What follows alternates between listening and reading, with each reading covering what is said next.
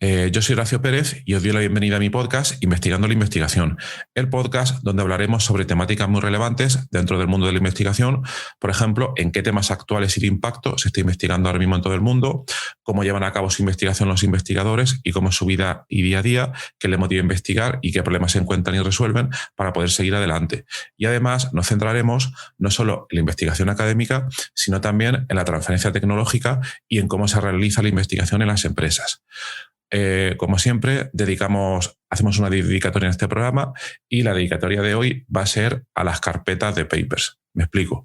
No sé si os pasará, pero yo, por ejemplo, tengo varias carpetas donde tengo miles de papers que voy colocando ahí, papers interesantes 1, papers interesantes 2, y yo sé que muchas veces, por mi falta de tiempo, esos papers no los voy a leer nunca. Entonces, quisiera dedicar este programa pues, a esas carpetas infinitas que, bueno, sirven ahí de espacio de Diógenes. Y bueno, bromas aparte, vamos a empezar ya el programa y hoy tenemos el inmenso placer de tener como invitada a Ana María Cuervo del Colegio de Medicina Einstein de Albert Einstein de Nueva York. Hola, Ana María, buenos días. Hola, buenos días, Horacio. Muchas gracias por aceptar la invitación y sobre todo por hacerlo a una hora tan intempestiva porque has madrugado mucho para poder hacer esta entrevista, entonces pues te lo agradecemos mucho. Vamos a presentar a Ana María. Ana María estudió medicina en la Universidad de Valencia y luego, después de terminar su tesis doctoral, bajo la dirección del doctor Erwin Necht, se trasladó a Boston para realizar su postdoc y a partir de 2001 ya estableció su propio grupo de investigación en la Escuela de Medicina Albert Einstein en Nueva York. Y a partir de ahí ha seguido investigando y una de sus líneas principales es la autofagia, que es el proceso por el cual las células reciclan sus residuos. ¿Es esto correcto, Ana María? ¿Nos podías comentar un poco más qué sería la autofagia? Sí, la autofagia, como bien has dicho, es un proceso que se encarga de reciclar lo que hay dentro de las células y siempre lo definimos un poquito como un proceso de control de calidad. Igual que en cualquier fábrica, cada producto que se genera hay que revisarlo para saber que está bien, que es funcional antes de que llegue al consumidor. En el caso de las células pasa lo mismo. Todo lo que se genera dentro de las células se tiene que revisar para que cumpla esos estándares e incluso proteínas, componentes que están dentro de la célula, si se ven dañados, se detecta como algo que ha perdido la calidad, ha perdido funcionalidad y entonces hay que eliminarlo. Y dentro de los distintos procesos que eliminan estos productos dañados, uno de ellos es lo que se llama autofagia, que es prácticamente mandar estos componentes a lisosomas, que son organelas que siempre se describen en los libros de texto como los cubos de basura de la célula, pero a mí me gusta más referirme a ellos como los sistemas de reciclado, porque una vez eliminas esas proteínas, esas organelas, todo lo que esté dañado, los componentes, aminoácidos, azúcares, grasas que salen de esas estructuras que estás degradando se pueden reutilizar. Entonces es uno de los mejores sistemas de reciclado. Ajá. ¿Y cómo sería ese proceso de eliminación? ¿Ese material se elimina dentro de la célula, sale fuera de la célula? ¿Cómo sería ese proceso? En general, si las células lo pueden eliminar dentro de la célula, lo hacen ahí, lo hacen en estos lisosomas que están, cada una de tus células tiene un montón de lisosomas y ellos son los que se encargan de hacer esa eliminación y reciclado. Sin embargo, hemos visto que si los sistemas de limpieza celular, como estos lisosomas, no funcionan bien, como ocurre en algunas enfermedades que luego comentaremos, lo que pasa es que las células, antes de llenarse totalmente de basura, hemos visto que intentan tirarlo fuera. Es como cuando tienes mucha basura dentro de casa y empiezas a tirarla a la calle porque ya no te cabe. Entonces, células como, por ejemplo, las neuronas, células en el cerebro, lo eliminan algunos de estos productos tirándolos fuera con la esperanza de que otra célula se encargue de eliminarlo del todo. Ajá. Habéis publicado hace poco en la revista, creo que era en la revista Cell, o no, sí, perdón, fue en la revista Cell, ¿correcto? Sí. Sí, habéis publicado un trabajo donde se comenta que, habéis investigado una molécula que podía tener un gran potencial en el tratamiento de la enfermedad de Alzheimer. ¿Nos podrías comentar brevemente cómo es este trabajo y qué implicaciones tiene? El trabajo, lo primero, matizar que se ha hecho todo experimental, se ha hecho en ratones y, como sabes, eso es importante matizarlo para no crear falsas expectativas en los pacientes. Después de la publicación he recibido muchas cartas de familias de pacientes que quieren que los pongamos en el estudio. El estudio es todavía una droga experimental. Utilizamos dos modelos distintos de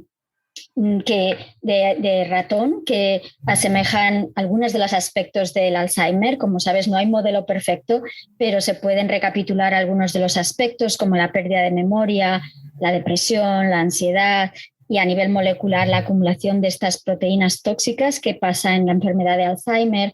Y nuestra idea, para empezar, era ver si los sistemas de limpieza, estos que nos hemos referido a la autofagia, que sabemos que disminuye con la edad. Mi grupo describió hace mucho tiempo que según te vas haciendo mayor, aunque estés completamente sano, la autofagia disminuye.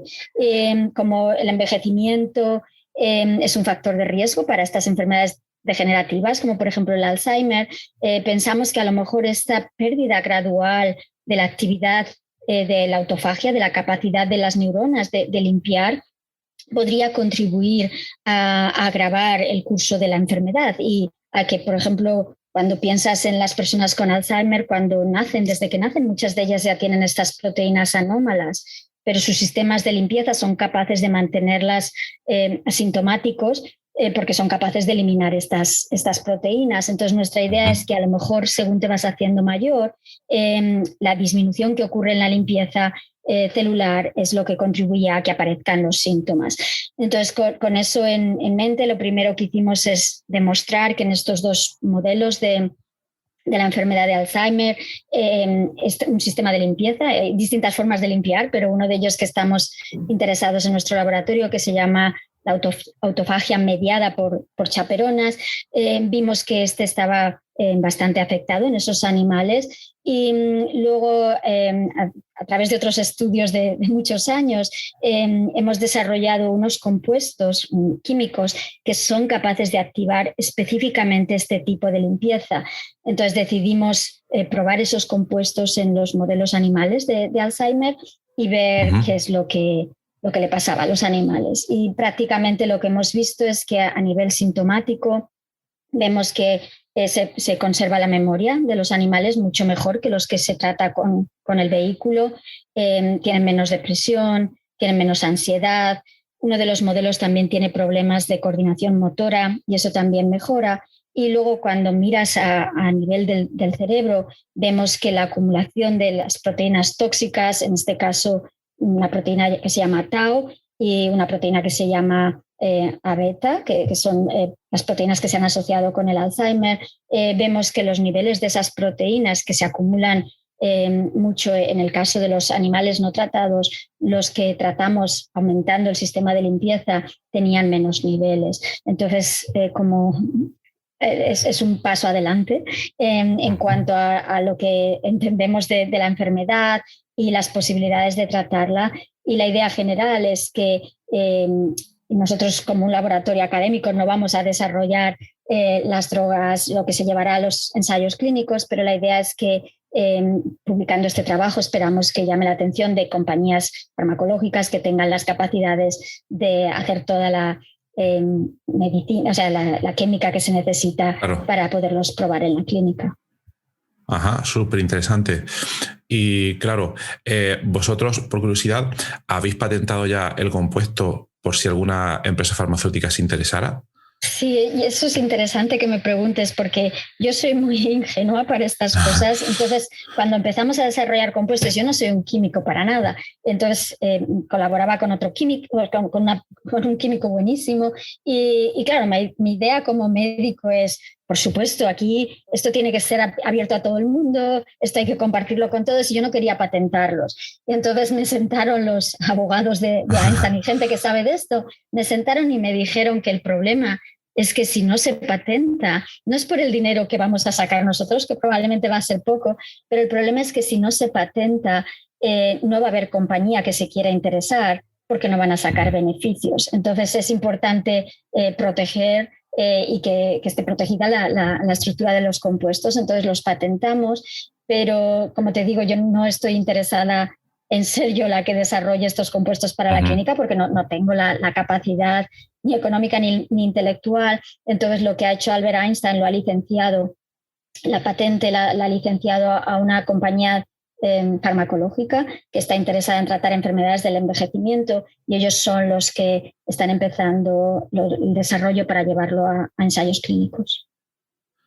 Genial, pues ojalá toda esa experimentación, todos esos ensayos clínicos sigan adelante. Sí.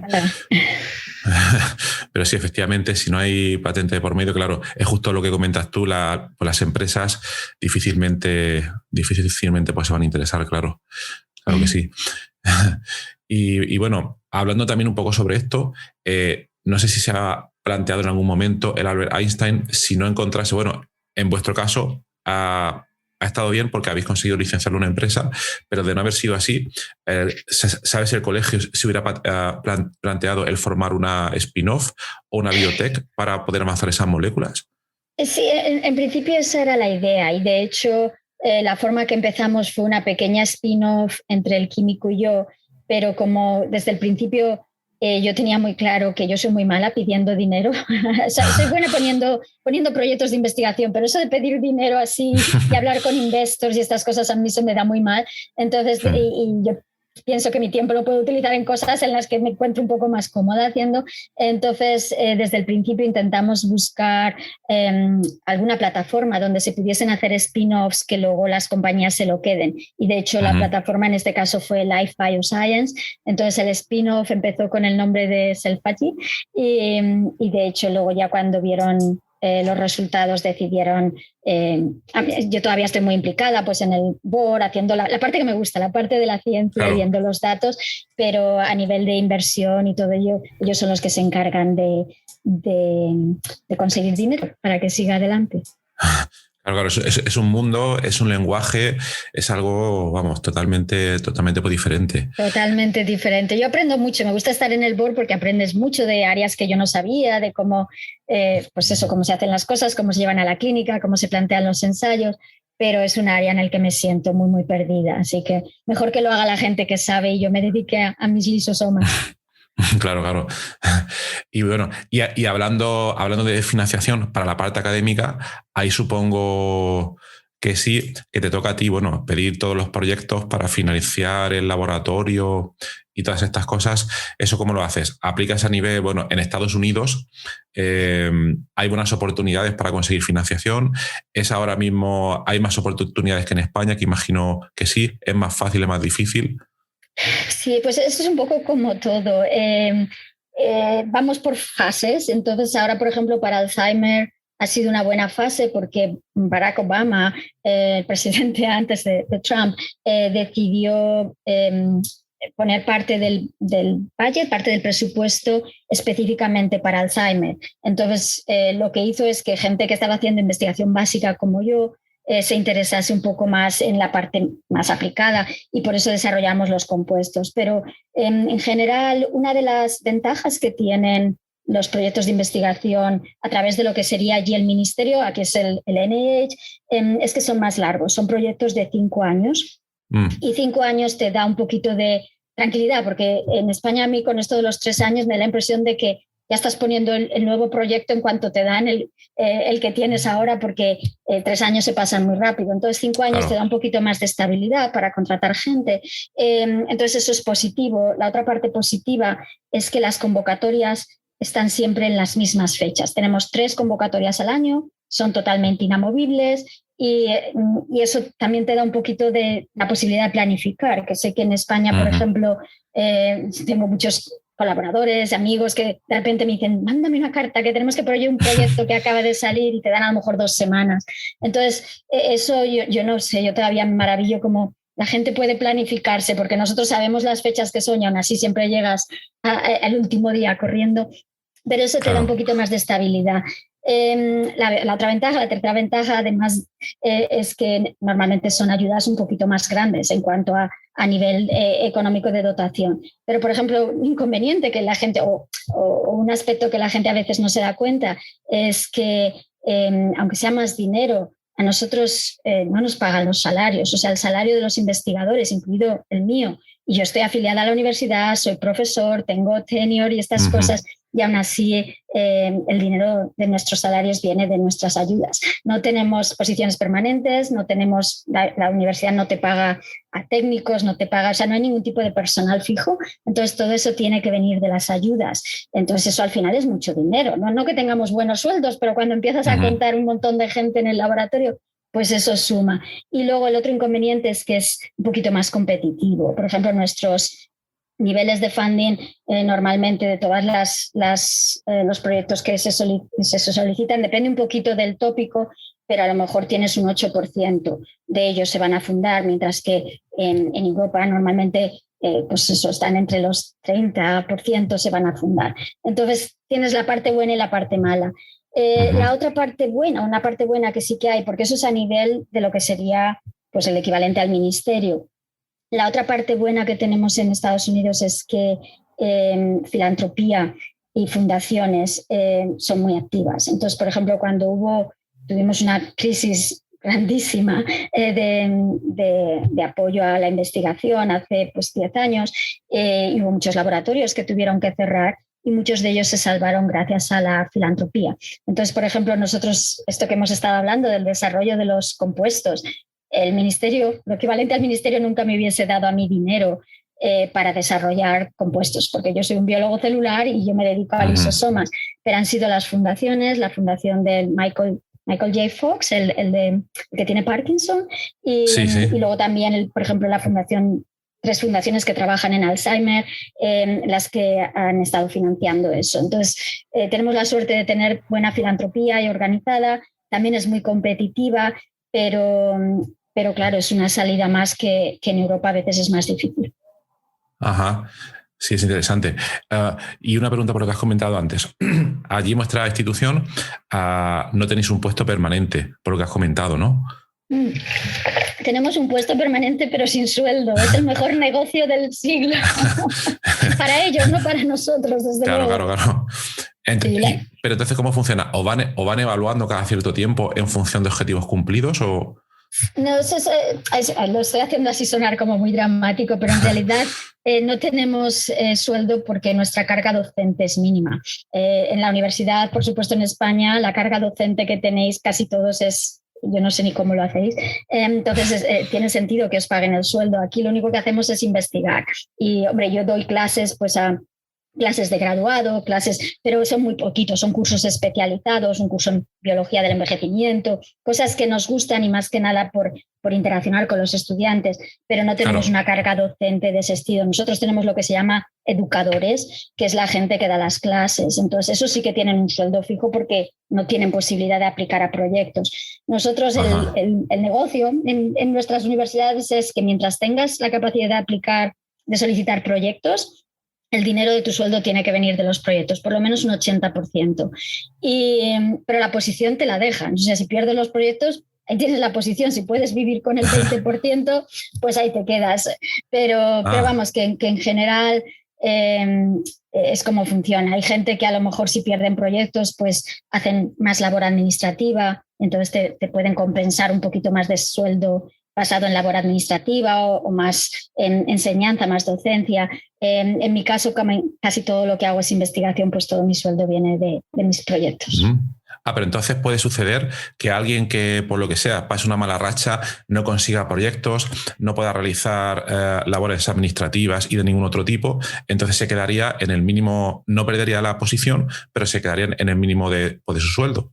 Sí, o sea, no perdería la posición si tiene lo que se llama aquí el tenure, no sé cuál sería el equivalente, que sería posición permanente. O sea, nosotros tenemos distintos grados de profesor y en nuestra universidad en concreto, solo cuando llegas a lo que llaman full professor es cuando te dan este tenure que ya eres permanente. Ellos no te pueden echar, pero no te tienen por qué pagar. Te pagan el mínimo, lo que pusiese en tu contrato, que era pues un 20% del salario final.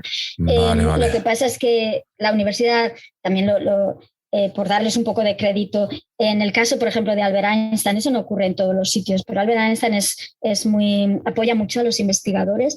Entonces, por ejemplo, si te quedas sin dinero porque pasas una mala racha, como has dicho tú, hay una cosa que es lo que se llama como el dinero de apoyo. Entonces, a lo mejor te dan 1 año o 2 años en el que te pagan tu sueldo, un poquito de dinero para investigación y 1 o 2 personas. Entonces, claro, la idea es que luego cuando te recuperas, pues hay que devolver parte de ello. Y la razón por la que pueden hacer eso las universidades aquí es porque las universidades se quedan un porcentaje muy alto de todos los que tenemos ayudas. Ya, solo para hacerte una idea, en Einstein, y no es de los más altos, se quedan un 68% del dinero de la ayuda. Entonces, normalmente protestamos mucho porque te da pena que dices, fíjate, podía tener esto y me han quitado el 68%. Pero claro, la idea es que ese dinero ellos lo utilizan para tapar agujeros que digo yo, si alguien pierde dinero, si alguien se ha quedado sin ayudas, pueden utilizar ese dinero común. Entonces, aunque protestamos, todavía es algo bueno el saber que si alguno pasamos por una mala racha, nos van a dar 2 años de margen. Eso, como digo, no lo hacen en todas las universidades. En otras, simplemente si te quedas sin dinero, ahí vas. Claro. En Einstein es parte de lo que, pues una de las razones por las que estamos aquí, porque nos gusta esa idea de que todo por lo bueno de la escuela, de apoyar a la gente, porque todo el mundo podemos pasar una mala racha, ¿verdad? Claro, no está, yo creo que está bastante bien pensar en estas personas que pueden tener esas situaciones. Sí, muy bien. Y luego, volviendo a la parte más científica, ahora mismo, bueno, en el artículo que habéis publicado hace poco, se comenta, bueno, toda la parte experimental en la que habéis procesado esa molécula, salen unos resultados bastante interesantes. Ahora está a merced de cierta empresa farmacológica que esos experimentos y los ensayos clínicos sigan adelante, que yo espero pues que sí. Pero por hacernos una idea, ¿cuánto tiempo pasa en vuestro trabajo desde que decís, bueno, pues vamos a probar tal molécula, hasta que hacéis todos esos experimentos y se publica el paper? ¿Es un año, 2 años, 3 años? Sí, pues son muchos años. La verdad son muchos años, ¿a que sí? Sí, también depende un poquito del director. Yo soy muy lenta. Soy muy lenta en el sentido de que a mí me gustan historias muy completas y eso no es siempre lo mejor para los pobres postdocs, pero en este caso pensamos que teníamos que ir a por todas porque podía ser algo importante y si lo hacíamos teníamos que hacerlo lo mejor que pudiésemos. Entonces, inicialmente los estudios, por una parte estaba el estudio de qué pasa en la autofagia en Alzheimer, que iba a ser un artículo por su cuenta, y luego estaba el desarrollo de estos compuestos que habíamos identificado como parte de otro proyecto y ver si podían ayudar en enfermedades neurodegenerativas en general. Entonces eran como 2 proyectos separados. Después de 2 o 3 años, por fin decidimos poner el proyecto hablando de pues autofagia cambia en Alzheimer, pensábamos que era suficiente y había un montón de trabajo ya hecho y cuando lo mandamos a Cell, nos dijeron que sí, que muy interesante, pero que si tuviésemos una aplicación directa, algo translacional, algo de tratamiento, si pudiésemos aumentar la autofagia y ver que eso mejoraba el Alzheimer, pues que entonces sí que estarían interesados y si no, no. Entonces nos hicieron lo que se llama una soft rejection, o sea, rechazártelo en plan suave, te dejan la puerta abierta.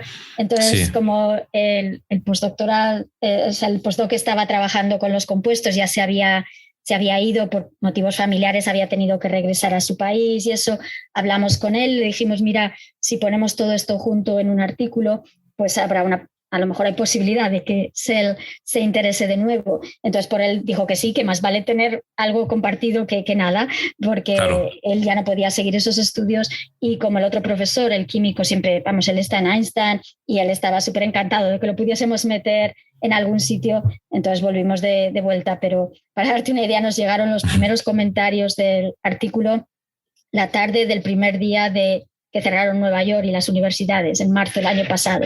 Entonces, claro, de pronto te encuentras que tienes el laboratorio cerrado y te llegan un montón de comentarios de 4 revisores que había que hacer. Y tuvimos suerte, pues eso, que la universidad fue flexible con nosotros, que el postdoctoral, como no teníamos ni transporte público, les tuve que dejar hasta mi coche, entonces los postdocs se recogían unos a otros y van pasando para poder venir a terminar los experimentos y no era ideal, pero al final lo hicieron y la verdad es que todo el crédito va a los autores sobre todo la gente de mi laboratorio que lo dio todo para poder hacer esto, en la peor época de la historia, ¿verdad? Dentro de una pandemia y sin laboratorio. Sí, sí, la verdad que es una situación compleja y difícil, desde luego. Madre mía. Sí, sí. Y luego otra pregunta. En este trabajo se ha publicado, como te has comentado, bueno, la historia completa sobre una molécula, pero ¿tenéis algunas otras que estéis probando al mismo tiempo ahora mismo?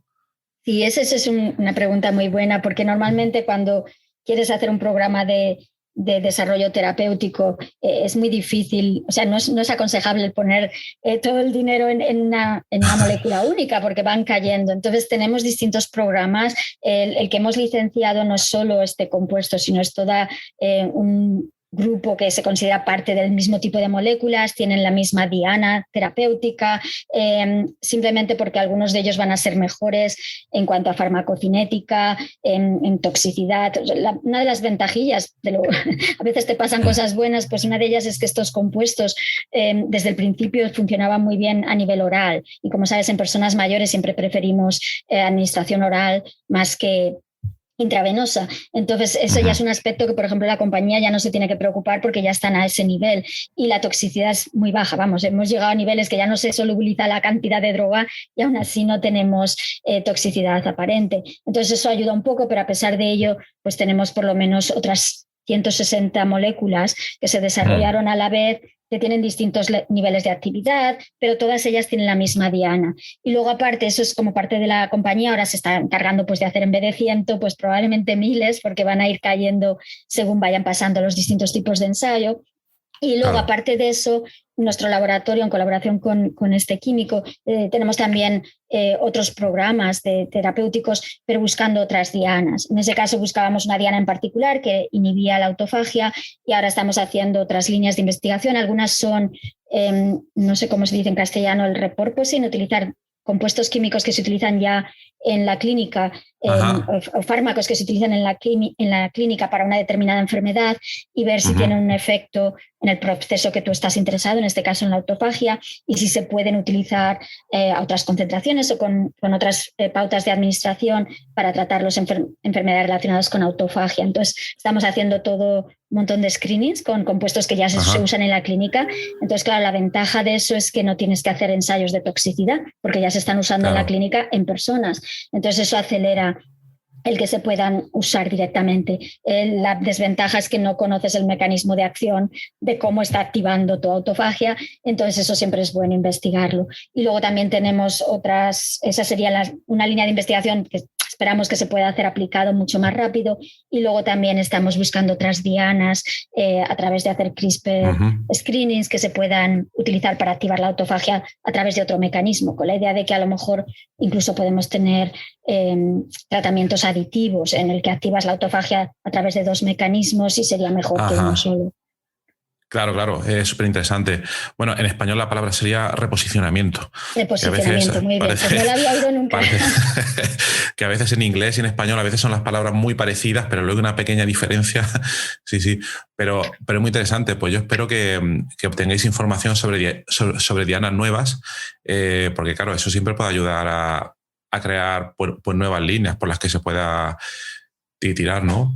Sí. Y luego, una duda, no sé si os habéis planteado en todos estos compuestos que estáis sacando para las varias dianas que ya conocéis, ¿tiene sentido, esto es una pregunta de mi ignorancia absoluta, ¿tiene sentido un tratamiento aditivo o combinado o es más complicado de llevar a cabo?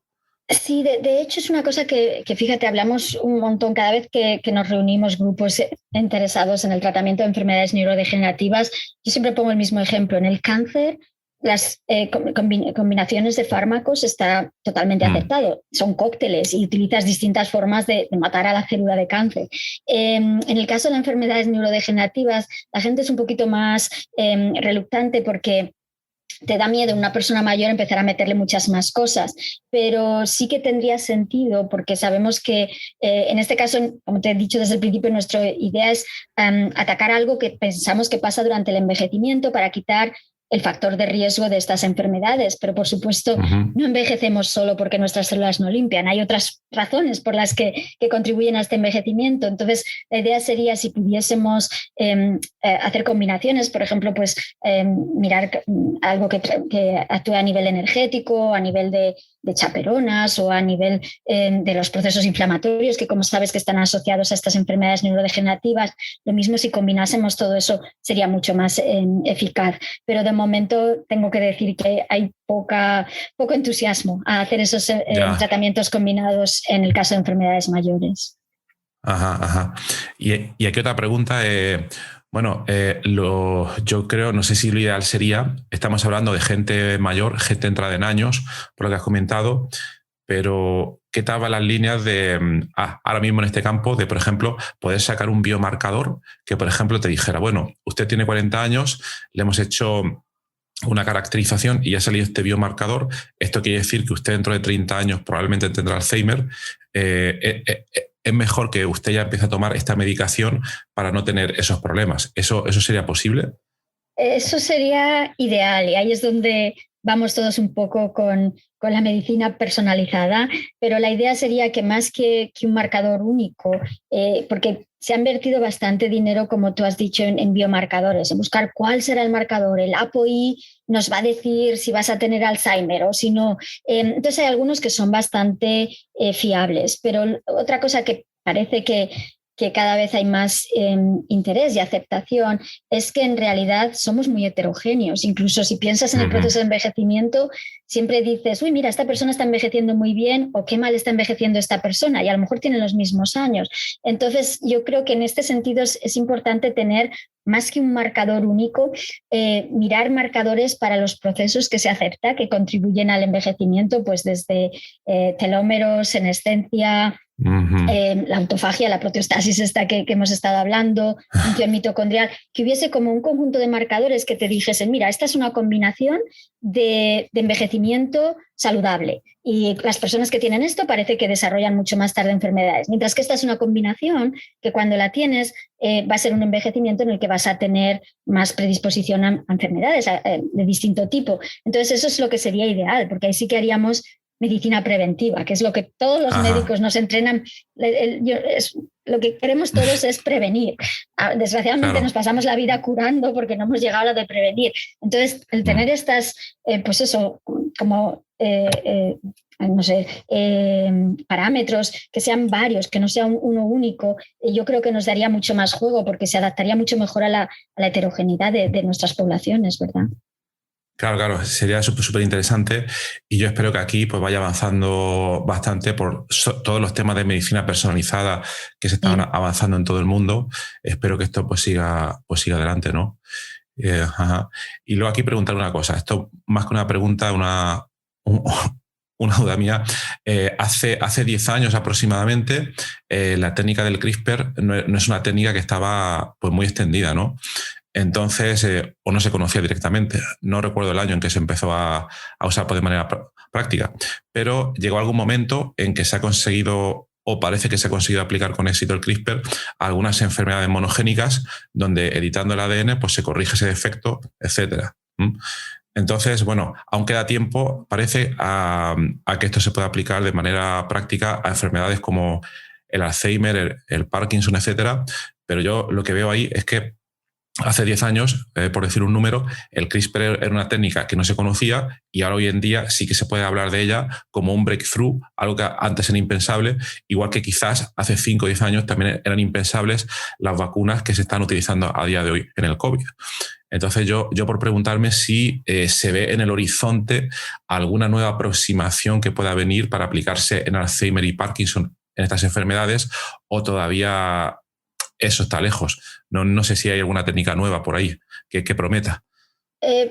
Dentro de las enfermedades neurodegenerativas, cada uno la ataca de una forma distinta. Entonces ha habido mucho interés en eliminar la proteína que se acumula. Por ejemplo, a pesar de que Tau es una proteína muy abundante en la célula, la idea es que si puedes de alguna forma eliminar la forma mutada o eliminar la forma que está modificada, evitar su producción, eso podría ser una forma de evitar el que aparezcan los síntomas. Entonces, en ese sentido, yo creo que lo que más se ha avanzado y va en línea de lo que has hablado del RNA recientemente con las vacunas, ha sido utilizar los antisense, no sé cómo se dice, los RNA de dirección opuesta, los que prácticamente Sí, van sí. a bloquear la producción, porque hay varios ensayos clínicos que están demostrando mucha eficacia en algunas enfermedades. Las neurodegenerativas está un poco más retrasada, pero hubo algunos intentos, por ejemplo, en la enfermedad de Huntington y parece que es más o menos prometedora. Desgraciadamente, las enfermedades neurodegenerativas se han ido más para los anticuerpos, que nadie sabemos cómo funcionan en esta enfermedad, pero yo creo que en el futuro, pensando en cosas nuevas, esa sería una posibilidad y, por supuesto, la idea de editar la mutación, eliminarla a través de CRISPR, pero ahí estoy un poco contigo que esto en personas mayores no va a pasar en 10 años. Yo creo que se necesita más tiempo. Hay algunas compañías que están apostando en ese tipo de tecnología, pero en cuanto más a enfermedades del desarrollo, las enfermedades de las personas mayores, yo creo que hacer cualquier tipo de editar a través de CRISPR va a ser más difícil. Bueno, pues yo espero que esto vaya avanzando muchísimo para que pueda ayudar a todo el mundo. Y bueno, tratando otro tipo de tratamientos, yo recuerdo alguna vez haberme tropezado con una publicación de un investigador que creo que también está en Nueva York, que trabaja sobre Parkinson, y el título de la publicación era algo así como que un vaso de Cabernet Sauvignon, el vino, puede ayudar al Parkinson o al Alzheimer. No recuerdo el título. No sé si te suena ese trabajo. Sí, el famoso resveratrol. Creo que sí, creo que sí. Tal como estaba planteado, el título impactaba porque dice, vaya, estamos hablando del vino, ¿no? Entonces, y concretamente del Cabernet Sauvignon, pero sí, creo que era efectivamente la primera vez que se nombraba el resveratrol para esa aplicación. ¿Sí? Sí. De hecho, ha habido luego otros estudios. Entonces, la idea es que a base de vino te tendrías que estar borracho todos los días. Entonces, las cantidades de resveratrol que se necesitan son muy grandes. Y luego también tienes la otra parte de que el resveratrol probablemente hay que modificarlo de alguna forma para que sea más eficaz. Entonces ha habido compañías que están ahora utilizando pues derivados del resveratrol de forma mucho más concentrada y la verdad es que no puedo decirte cómo están sus ensayos clínicos, pero esa es parte de la idea, utilizar un compuesto activo, pero a base de vino creo que va a ser difícil. Bueno, por lo menos estarán contentos. Vale. Muy bien, pues súper interesante. Y ahora preguntarte, en tu trayectoria investigadora, a día de hoy, al trabajo que realizas, ¿qué es lo que más y menos te gusta de tu trabajo como investigadora? Lo que más me gusta, seguramente el análisis de datos. A mí me encanta cuando me mandan resultados, analizarlos, pensarlos y diseñar experimentos. Eso es lo que más me gusta de todo lo que hago. Y lo que menos me gusta creo que va a ser la burocracia, la labor administrativa. Claro. Eso me mata. A mí me encanta escribir proyectos porque me lo paso genial pensando, ay, mira, podríamos hacer esto, podríamos hacer lo otro. Pero luego el formatearlo, el poner los presupuestos, el poner todos los protocolos, eso es lo que me mata. Pero bueno, hay que hacerlo, es parte de nuestro trabajo. Claro. Hay que hacerlo. Bueno, pero de todos modos, tú tienes una producción científica impresionante. Entonces, ¿cómo se puede ser tan eficiente en el trabajo? ¿Tienes algún truco de productividad que puedas compartir con nosotros? Pues no creo que sea tan eficiente, porque como te digo, nos cuesta muchísimo publicar, pero vamos, más que eficientes las horas que le echamos. Tengo la suerte de que todo mi grupo es muy motivado en general a través de todos los años y prácticamente vives para esto. Entonces, tenemos la suerte de estar trabajando en algo que me gusta y que el tiempo no ni cuenta. Claro, eso es importante. ¿Y qué descubrimiento o resultado de todos los que has obtenido en tu trayectoria te ha dado mayor satisfacción? Yo creo que cada uno, esto es como elegir los hijos, ¿qué hijo te gusta más? Pues cada trabajo le pones tanta dedicación y ves cómo las personas que están implicadas, los postdocs y los estudiantes, se entusiasman con él, que es como difícil. Pero en general tengo que decir que a mí me gusta más el trabajo a nivel celular que cuando hay que hacer cosas a nivel de fisiología de animales. Me encanta la fisiología, pero como para leer y para aprender acerca de eso. Pero a mí todo esto, por ejemplo, los estudios de comportamiento de animales, todo lo que es descriptivo, pues hay que hacerlo, pero es la parte del trabajo que menos me gusta. Entonces, artículos así más descriptivos que hemos tenido de ver un fenotipo, pues bien, pero si no llegamos al mecanismo, como que no me quedo satisfecha. Entonces, todo lo que se puede hacer a nivel mecanístico para mí es mucho más entretenido. Muy bien, muy bien. Pues nada, ya estamos en la recta final del programa, vamos a terminar ya. Y bueno, en este programa, en este podcast, el invitado anterior suele dejar una pregunta para el próximo invitado. Y la pregunta que te han dejado sería la siguiente, si te apetece responderla, sería, te la digo tal y como la dejaron, Iluminada Baturone, de la Universidad de Sevilla. La pregunta era, ¿cuál sería tu propuesta para mejorar la situación de la investigación en las universidades públicas?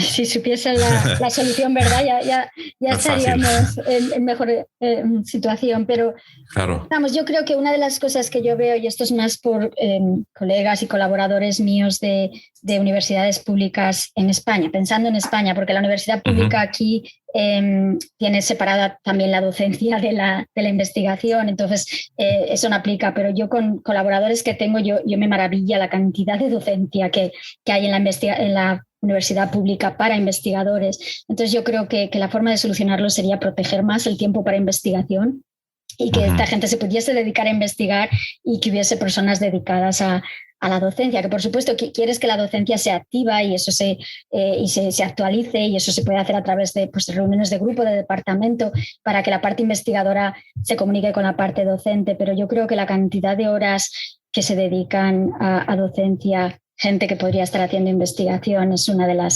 los mayores problemas, eso, y por supuesto la falta de dinero, pero bueno, eso es un mal general. Claro que sí, claro que sí. Muy bien. Y como última parte, si te apetece dejar alguna pregunta para el próximo invitado o invitada. Si es alguien de investigación, me gustaría preguntarle si pudiesen volver atrás en el tiempo a cuando tenían 18 años, sabiendo todo lo que han aprendido durante toda su carrera, ¿qué le dirían a esa persona de 18 años de qué cambiar o qué hacer todavía porque fue una buena decisión? Muy bien, pues anotada. Y nada, terminamos aquí ya el episodio de hoy. Muchas gracias, Ana María, por todas las cosas súper interesantes que nos has contado, y mucha suerte y mucho ánimo en las investigaciones y que sigan adelante y que obtengan muchos hits y muchos compuestos. Muchas gracias a vosotros. Hasta luego. Entonces, bueno, gracias por estar ahí y por escuchar este podcast. Os recuerdo que en la nota del episodio tenéis los detalles sobre muchas de las cosas que hemos hablado hoy, y también un formulario donde, si quieres, puedes opinar sobre el podcast, para bien o para mal, como quieras, estás en todo tu derecho, y también sugerir, si quieres, un próximo entrevistado o tema que está relacionado con la investigación, claro, pues tu opinión me parece muy importante, tanto a mí como a toda la audiencia de este podcast que va creciendo y que va contando muchas cosas interesantes. También comenta que tenemos un grupo de Telegram, que está puesto en la nota del programa, donde te puedes unir si quieres para discutir de manera más directa, que no mediante el email, que a veces es un poco más frío, pero bueno, en ese grupo puedes comentar todas estas cosas. Y también comentar que si te interesa alguna de las técnicas de productividad que hemos mencionado hoy de manera muy breve en el podcast, en esta entrevista, bueno, me puedes contactar directamente y te puedo dar más detalles. Y por último, si te ha gustado, te agradecería muchísimo que lo recomendases a quien veas que le puede interesar, y difundirlo por las redes sociales o donde sea. Y nada, y si estás en Apple Podcast, pues ponernos ahí 5 estrellas o 4, como quieras. Siempre viene bien. Muchas gracias. Hasta luego.